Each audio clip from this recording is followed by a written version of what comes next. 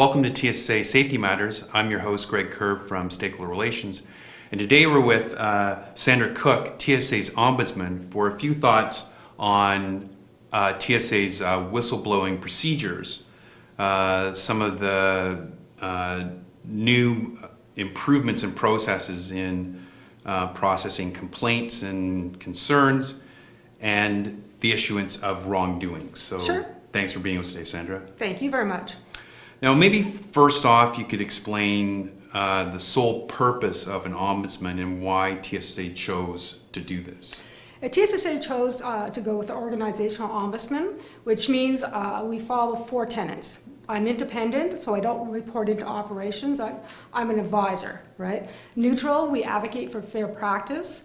It's informal. There are many formal processes at TSSA, such as appeals or filing an actual grievance, and it's confidential. Mm-hmm. So I'm bound by confidentiality. I can only release information with the explicit permission of the person that comes to me. Mm-hmm.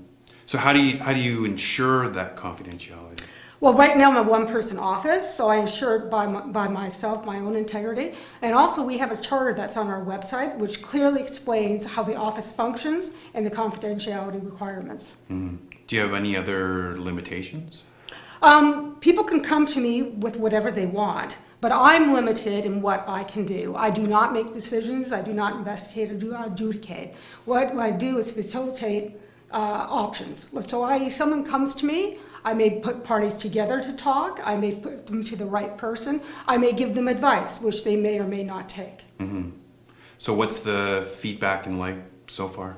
The Ombudsman's office has been up for 3.5 years. The feedback's been pretty good. We get between 180 and 220 contacts a year.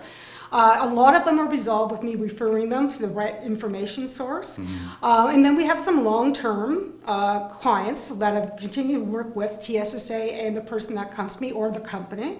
And it's been going quite well. I've had very positive feedback, especially from the long-term clients. Mm-hmm.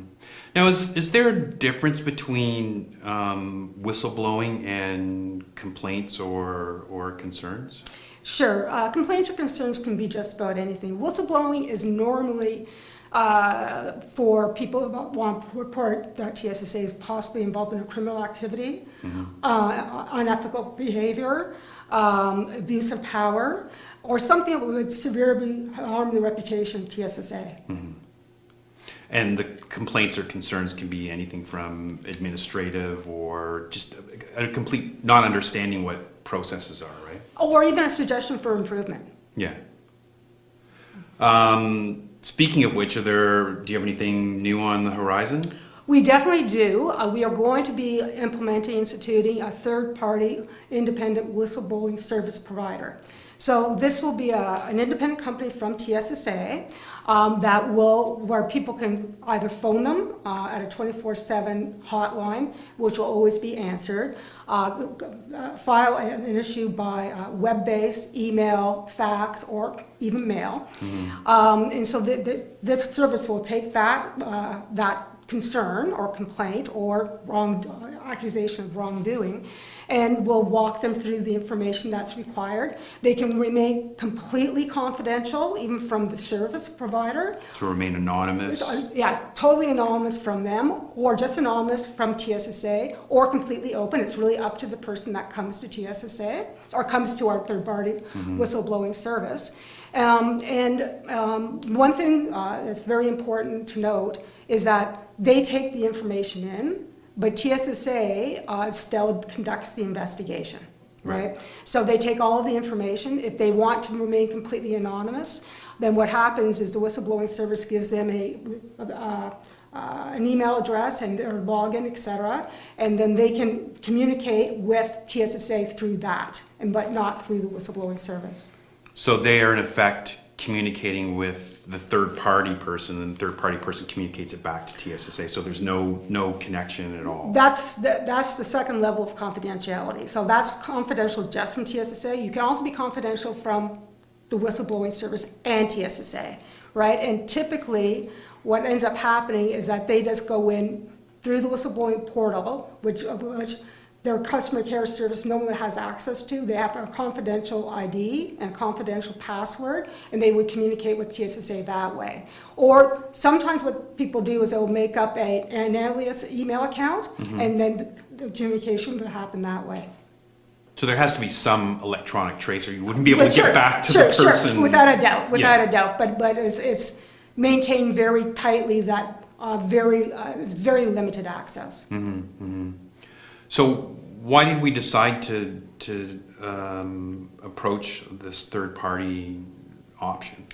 Well, in some ways, if you look at me, I am employed by TSSA, and some people may feel that I may not be able to be completely neutral. So this enables people to come forward to TSSA. We want them to bring issues forward. We want them, especially if there's some wrongdoing, we especially want them to come forward. But they may not feel necessarily comfortable coming with me, so this is an alternate option to do so. Excellent. What if English isn't your first language or preferred language? Well, we are very lucky. This particular service provider has at least 7 different languages. So they have English, French, of course, Spanish. So you can follow your report either verbally in the language of your choice or online, right? And the people that are on the, like, if you choose not to use it via email or an online service, if you're calling, what kind of service can they expect from the third party? Like, what are their limitations? What they would do normally, what they do is they'll never go to voicemail. First of all, the call will be answered. But what they will do when we file a report, they will go through all of the required information, and then they will actually input it for the person. And they have certain skill sets as well. Absolutely. To elicit the kind of responses and make them feel comfortable about doing so. Yeah, they've been trained very well in empathy and understanding, and also posing questions to bring up other information as well. Perfect. So let's dive into the portal and see how it works. Perfect. Thank you very much. So, Greg, this is our portal, and this is how someone would report would file a case. Cases can be filed either by employees, regulated parties, or members of the public. And what the front page explains to people is that the whistleblowing service takes the call in, takes the web report, they take in the information, but TSSA itself does the investigation. So on all typical things, there's a blurb about the terms and conditions, and normally the person will hit I agree, and then you continue. So what you have here, we have a welcoming blurb from TSSA that explains what this whistleblowing service is about, and that it's open to TSSA employees, regulated parties, and members of the public. So we're going to choose web type of reporting, but you can report by email, fax, or phone. So we'll stay with web. So the first thing you do, you have to put in the date what the report is filed. So today's June 19th. Is it an ongoing case? Yes or no? If it's an ongoing case, you hit yes, right? And then it's going to ask you, it's going to ask you some questions about that. So the location of the case. So this is a tab that's been made up for TSSA, the TSSA head office, or any number of cities within Ontario. So let's choose TSSA head office. If you want more detail, you can always enter more detail as well in this tab. The department, so what department are you phoning about? Is it amusement devices? Is it a fuel safety issue? Let's go with billing. Billing often is an issue at TSSA, right? And you can enter the department if it's not listed. So you hit continue. And please note, if someone is phoning this in, then the customer care representative from the whistleblowing service will take them through all of these questions and will fill in the information for them. So there's 3 levels of confidentiality. There's strictly confidential, confidential to TSSA, right? Or completely open, right? So let's stay with strictly confidential for this particular case. You can add any documents that you like here. You can drop them in. And then there are what we call review managers. So the people that are listed here, myself, Sandra Cook, Kelly Hart, Mark Rodriguez, and Tom Ayers, we're all review managers. So if one of us is implicated in the case, you hit them. Let's say Kelly is implicated in the case. So Kelly will not get any notification of this case whatsoever.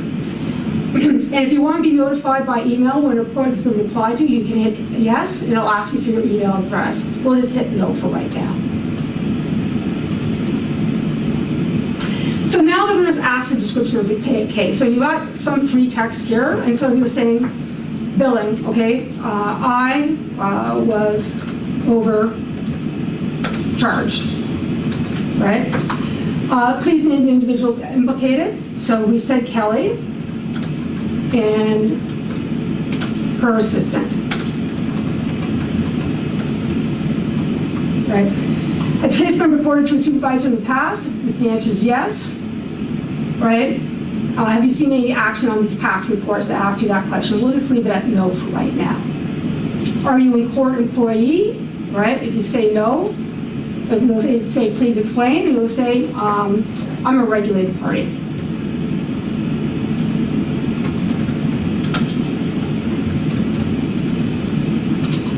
The next question is, a case been referred to anyone outside the organization, such as the police, media, etc.?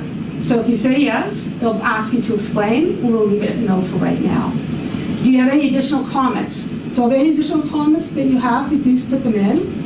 And then I'll ask you what type of category that this falls in. You can see we have a number of categories. So I'm going to pick as an abuse of authority, right? And then you simply submit the case.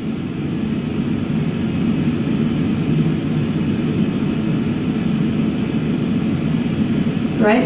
So when you submit the case, you get a case ID, you get a login name and a password, so you can go into integrity counts at any time and then look at what's going on in your case. And then if you want to add more information, you can again contact this reporting system. It'll ask you your case ID, so then you can update the case as well.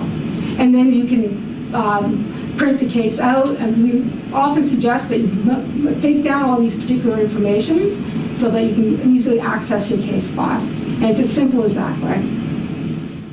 That's great, Sandra. So when can we expect this to go live? No later than July 31st, 2017. Fantastic. Great. Thank you very much. Okay. Stay tuned for more TSA safety matters. And we look forward to all the comments that come in, the concerns and suggestions for improvement, as well as Sandra mentioned, any notions of wrongdoing. So stay tuned for more.